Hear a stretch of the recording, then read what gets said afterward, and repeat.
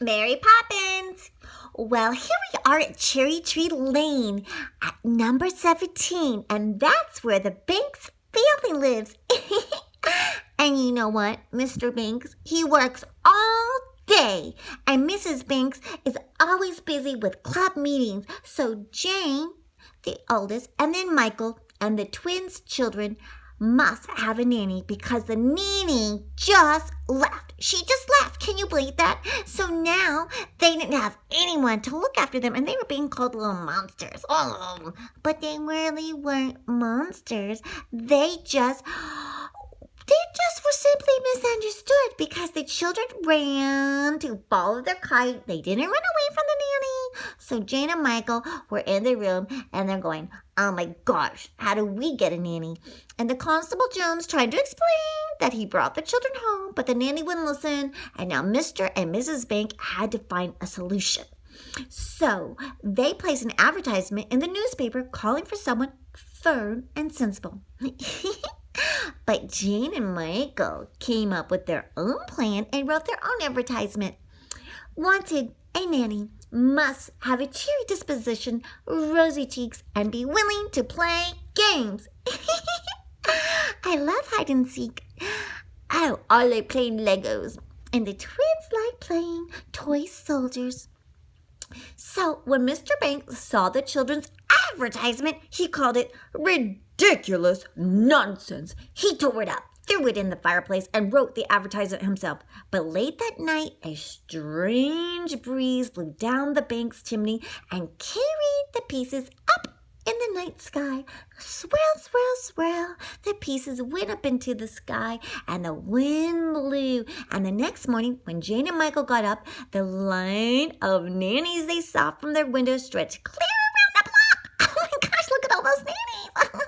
They're being interviewed by their dad, Mr. Banks, for a firm and sensible one, not a rosy cheek one. Jane looked from the window at the nannies in dismay. I don't understand, Michael. They're not what the advertisement we wrote at all. But just then, the wind started blowing from the east.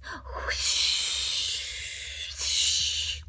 Down Cherry Tree Lane, the east wind blew, growing stronger and stronger and stronger. And oh my gosh, the ladies, the nannies in line, they were like holding on to their coats and purses, and then before you knew it, there was no one there. And Jane and Michael watched in glee from the nursery window. Then riding towards them on the east wind, a person holding a black umbrella up in the air with a bag in her hand was flying. Michael, oh my gosh, there's a lady outside in the air flying. No way. Yes way. Totally. And the rosy-cheeked person landed on the doorsteps of number 17. Knock, knock. She promptly marched in and said, Mr. Banks, I am the new nanny. And before Mr. Banks could even say anything, she slid up the banister to the nursery. My name is Mary Poppins, she said, taking off her coat and hat. Come along, children.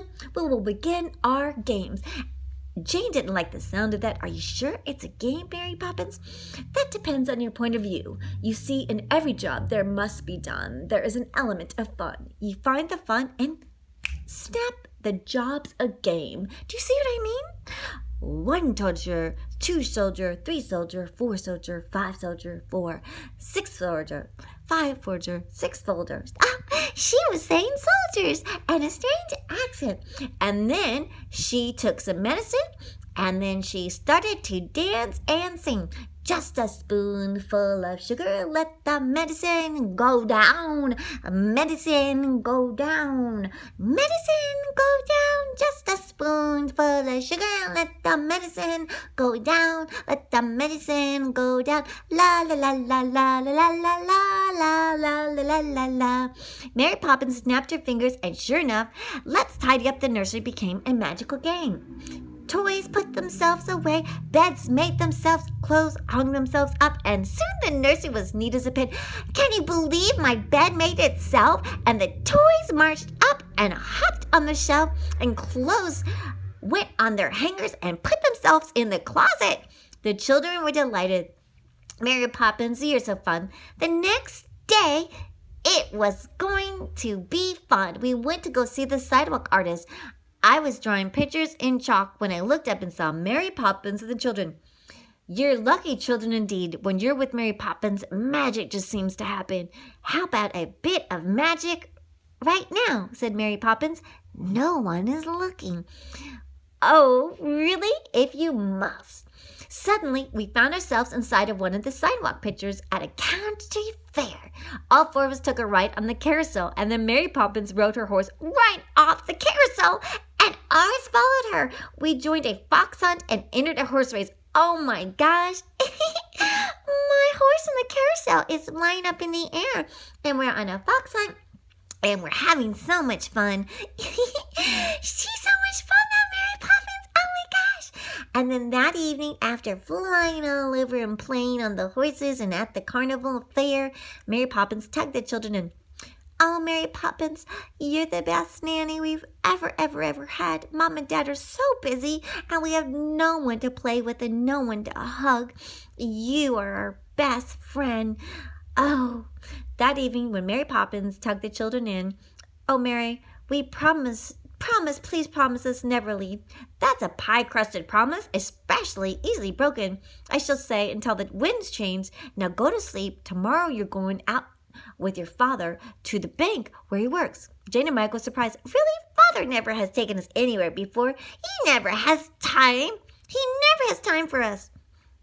So they wanted to be with Mary Poppins, but they had to go with their dad. Bright and early the next morning, the children set off for the bank with their father, Michael, and had brought some coins with him to buy food for the birds. But Mr. Panks wouldn't hear of that.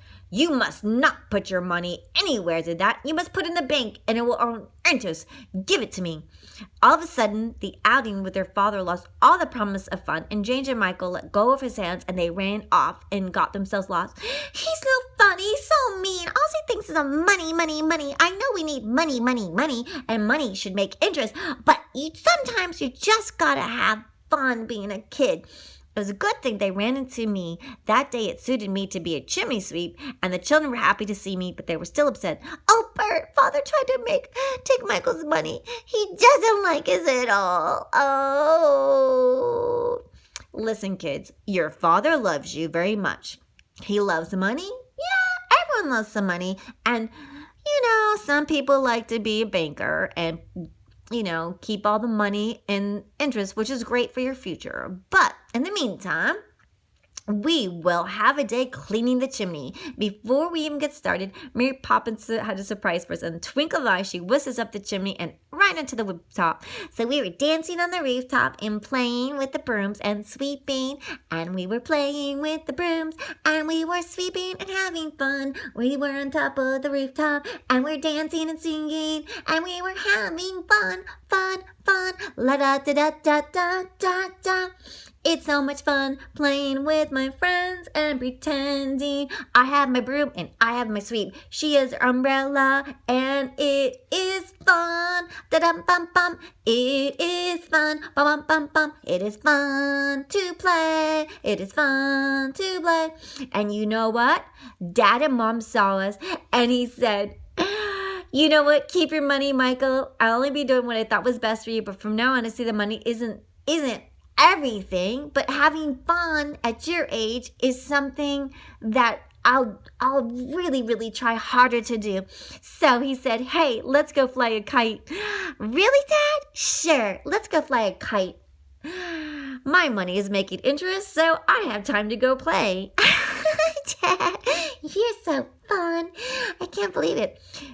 Then when the whole Banks family went to the park together for the first time in a long time, they flew their kite and had a grand time. The wind changed and everyone was playing. And then up, up, up in the air, Mary Poppins flew with her umbrella and her big bag.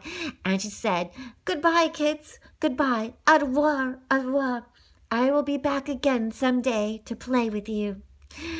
The end.